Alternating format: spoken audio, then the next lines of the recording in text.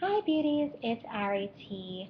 I'm so sorry that I haven't been around in a while to discuss my hair regimen and to do my daily blog, but I did feel it was really important that I at least took the time to come on here and discuss the You Can Touch My Hair exhibit because it's a very big topic right now and it pertains to me in several ways. So, if you're not familiar with what I'm talking about, there was an exhibit in New York City this past week and weekend called You Can Touch My Hair, and it was sponsored by Unruly.com, which I will link below.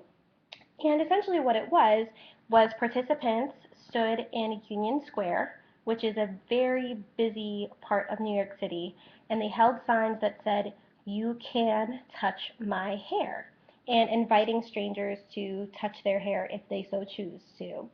So, this is important because it really did spark a lot of controversy and a lot of conversation. And I felt being a black woman, being a New Yorker, and being someone who wears their hair naturally, this this very much pertained to me. So what you saw if you were to go out there were women with different types of hair, all black women. There was a woman who had straight hair with a weave. There was a woman who had colored locks. There was a woman with curly hair and with tightly coiled hair, and pretty much any type of black hair that you can think of. And of course, they also drew a lot of local attention, so people with natural hair primarily coming out and just trying to see what it was about.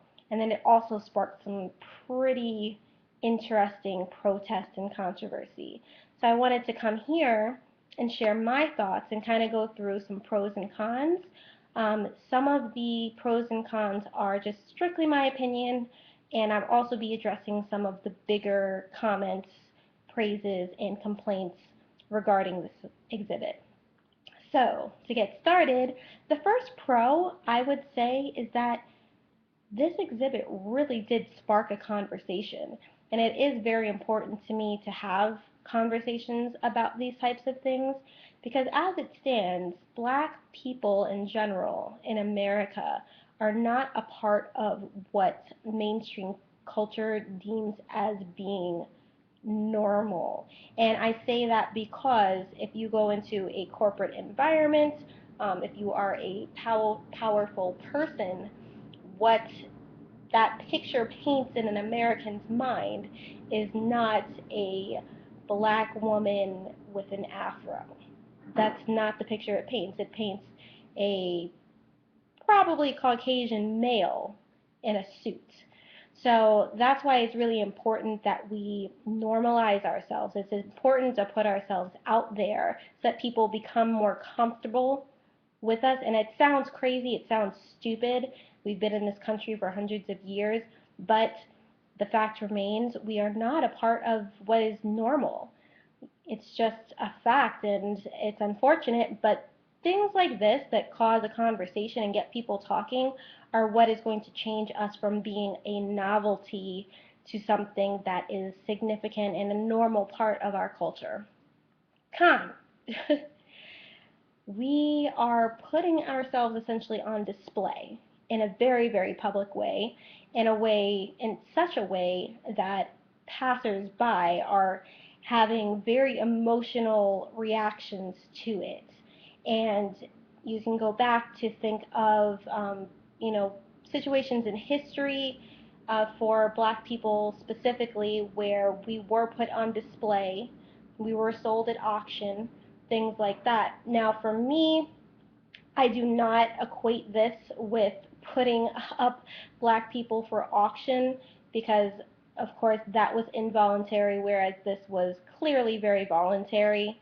However, it is still a situation where we are being made a spectacle of. And um, as I said in my previous pro, us we are a spectacle in American culture. Black hair and especially black natural hair is a spectacle. So it's really sort of putting a light on that, which can make people uncomfortable.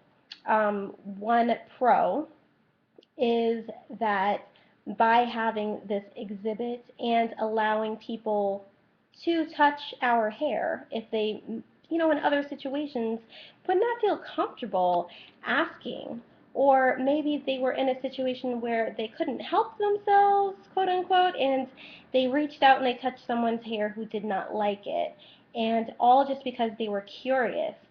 And I feel as though it's good that an environment was created where people who are curious can have their questions answered and not be judged and not fear that someone is going to be offended.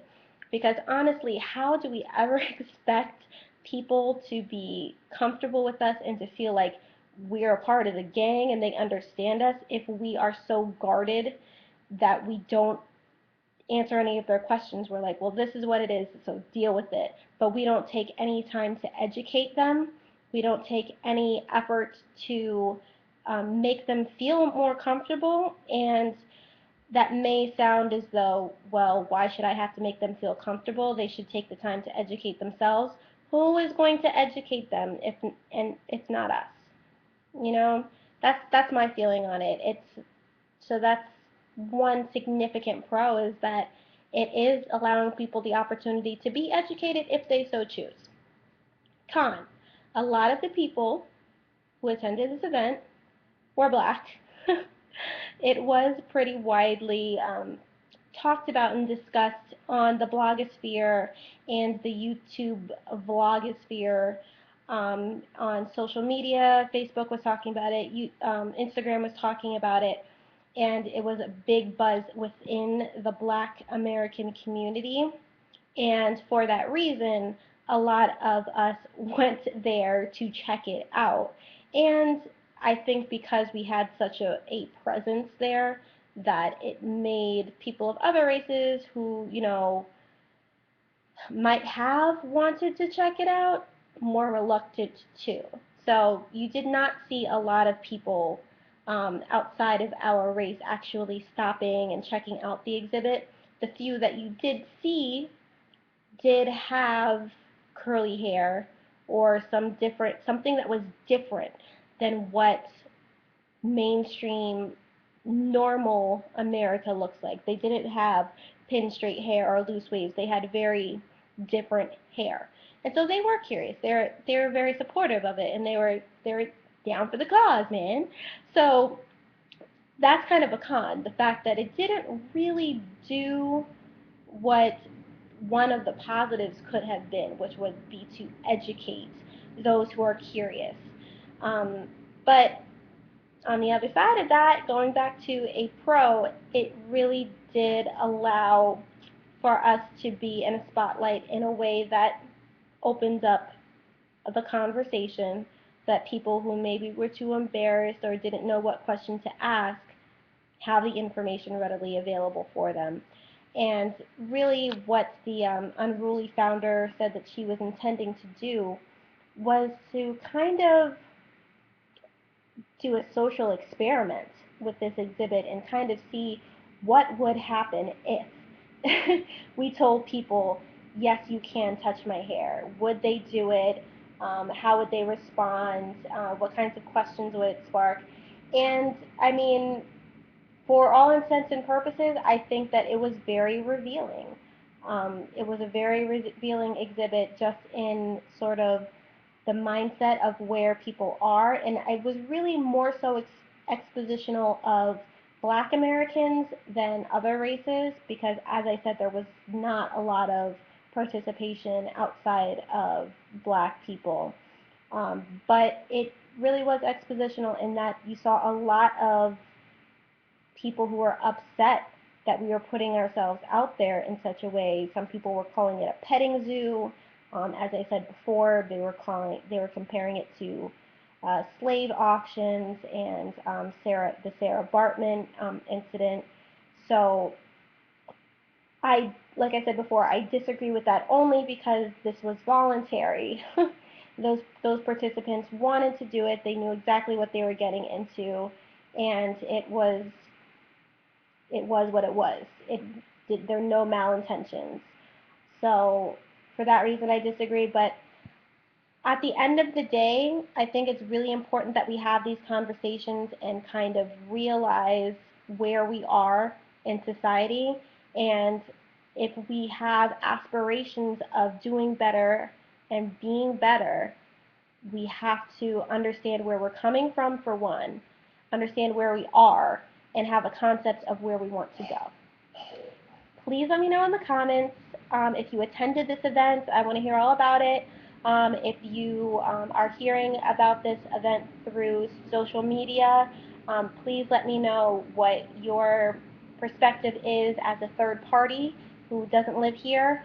I'm really curious about what my subscribers and people watching this video have to say. Thank you guys so much for watching. I'll see you soon. Bye.